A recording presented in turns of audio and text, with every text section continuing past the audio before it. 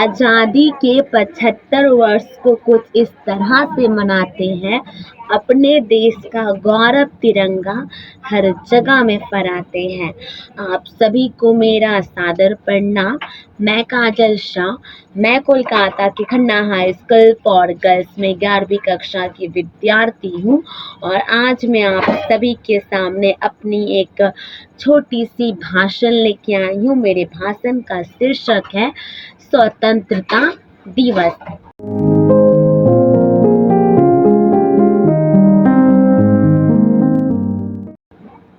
जैसा कि आज हम सभी आजाद हैं उन गोरों से जिन्होंने हम पे लगभग 200 वर्षों तक शासन किया। हमारी गलती नहीं थी, फिर भी उन्होंने हम पे चाबुक बरसाए। आज हम उन गोरों से आजाद हैं और एक स्वतंत्र भारत में जी रहे हैं और यह स्वतंत्रता हमें ऐसे ही नहीं मिली है। कई सारे वीरों ने, कई सारे वीरांगनाओं ने, कई सारे महान लोगों ने अपनी प्राण की आहुति देकर, अपने लहू को लहू ना समझकर पानी की धार की तरह उन्होंने बहा दिया हमारे भारत देश को स्वतंत्र कराने के लिए। तो मैं उनके चरणों में सत सत प्रणाम करती हूँ, जिनकी वजह से आज हम ये स्वतंत्र भारत में जीवन यापन कर पा रहे हैं। देखा जाए तो आज के समय में हमारा भारत देश उन गोरों से तो आजाद है, लेकिन स्वतंत्रता का सही अर्थ क्या होता है?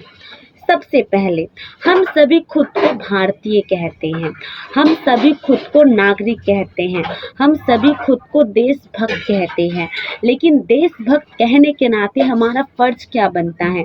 अगर एक स्वतंत्र भारत में अगर हम जीवन यापन कर रहे हैं तो क्या हमारा ये फर्ज बनता है दिन प्रतिदिन प्रदूषण को बढ़ाना, दिन प्रतिदिन बेईमानी बढ़ाना, दिन प्रतिदिन गलत करना?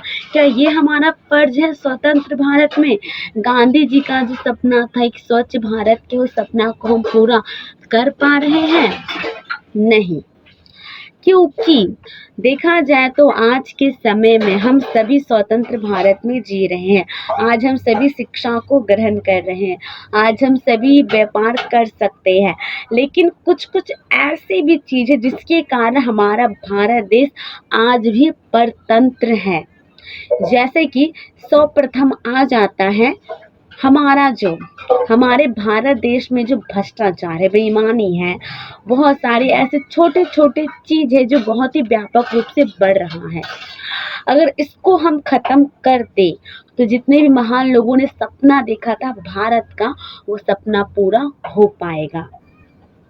तो आज हम स्वतंत्र भारत में जी रहे हैं और आज़ादी के 75 वर्ष को मना रहे हैं, तो हमारा ये भी फर्ज बनना चाहिए अपने भारत देश के लिए, अपने भारत देश के लिए हम इतना भी कर सकें। इन कमियों को हमें मिटाना है, क्योंकि हमें भारत देश को पूर्ण रूप से विकसित देखना है, जिसकी शुरुआत हम सर्वप्रथम स्वयं से करेंगे, क्योंकि अच्छाई की शुरुआत सबसे पहले स्वयं से होती है।